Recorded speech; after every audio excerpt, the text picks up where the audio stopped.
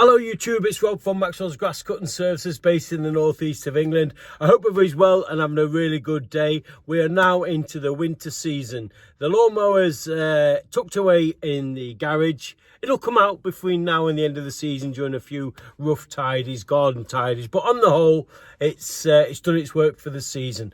This video, how to ensure you get paid and you don't get ripped off. Now, there's no guarantees. Now, during the season, we all know we work.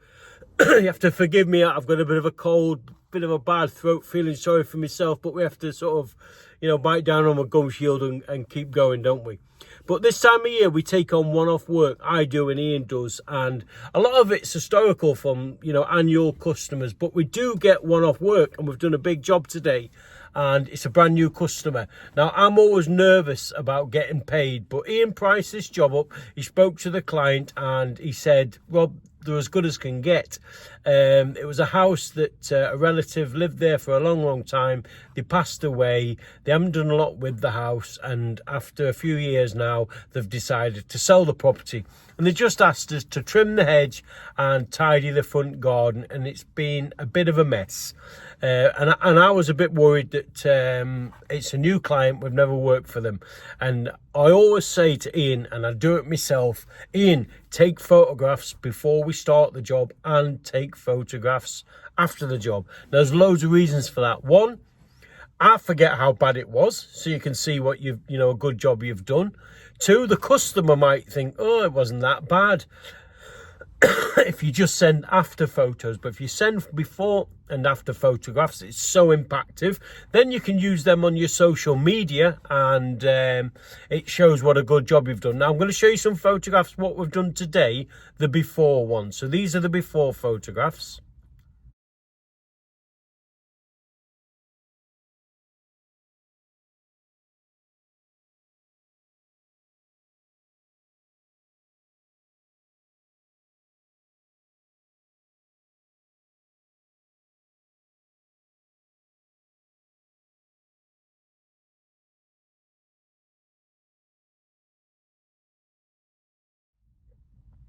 And as you can see, it's a bit of a mess, and our brief was just make it a little bit tidier. We've got the estate agents coming round to take some photographs and put it on the market. We understand anybody who buys that house, it's going to be, you're going to have to gut it. It's probably not been touched since the 50s, but we were asked to just tidy it up. So we've took photographs before and we've took photographs after. So if there's any sort of comebacks and people say, oh, you haven't done it, we can say, right, no bother, we'll take you to the small claims court, and it costs you a few quid, but a photograph paints, 1,000 words, doesn't it? And if you were to see these photographs, these are the after photographs, I'll show you now.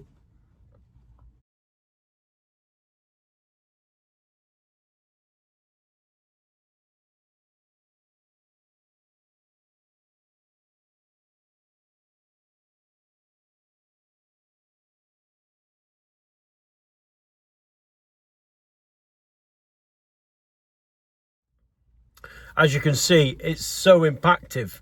Now, that's not a detailed Wimbledon Prince Charles Palace garden, is it? No. But you've got to see, with a lot of waste, 2 van loads of waste have come off that. And I've got the second load of van waste here. Ian's gone off, give him an early lice. He's gone for a bit of a flyer. I'm going to the recycle centre to get this, grafters all the way. He'd be watching this shaking his head.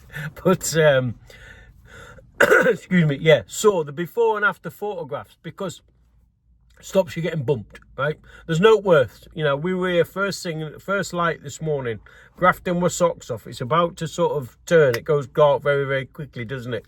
We're in the first week of November. And if we got bumped, I would be absolutely devastated. Now, it would take a couple of months to get your money back going through the small claims court. And that's not what you want, is it? Especially when you're coming up to Christmas. But before and after photographs, remember, it does so many things. It builds your business on social media. And also, I know that's not it's not a Chelsea garden, but there's a lot of work out there of people who think, oh, gardeners wouldn't touch mine, it's too rough. Well, we do. We touch that rough stuff. And if you price it well, 2 daily rates plus waste, and you do it during the winter months or the post-Christmas months, it keeps the wolf from the door.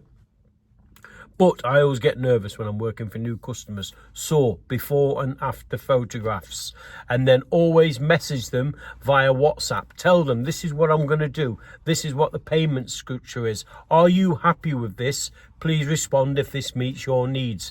Then you get a response from them. Yeah, really happy with that, Rob. Thanks very much. Brilliant. Bang. You know that.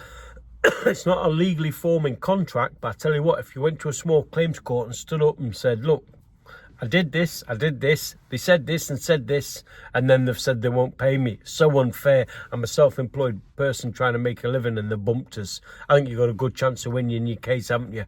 Also, if before you went to the small claims court, if you told them, look, I'm taking you to court, and if you lose, you'll have a black mark against your name, and this is the evidence I'm going to present.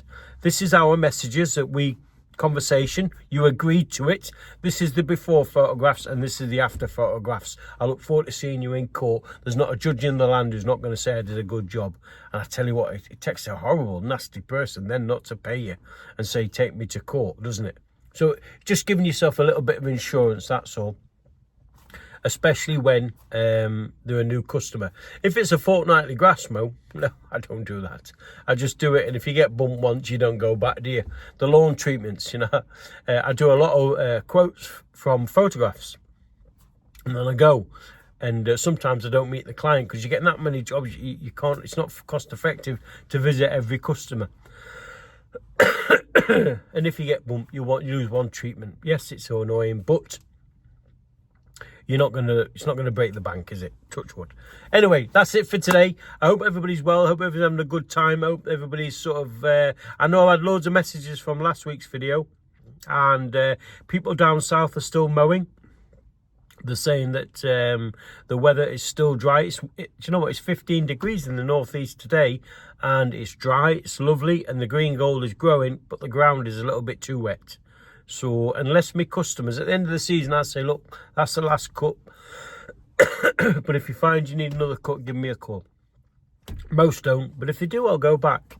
But I know a lot of people down south are still cutting. I just found that the mower leaves a bit of track marks. And yes, I get it. Come the spring, it's going to be up there. But we get there, don't we? It's horses for courses. Whatever you do works for you. Whatever works for me, works for me. As long as we're happy, we're earning a few quid, and we can smile at the end of the week, all right? Anyway, take care. That's it for today. I look forward to seeing you soon. Have a great weekend. Remember, when the green gold's growing, keep mowing. See you soon. All the best.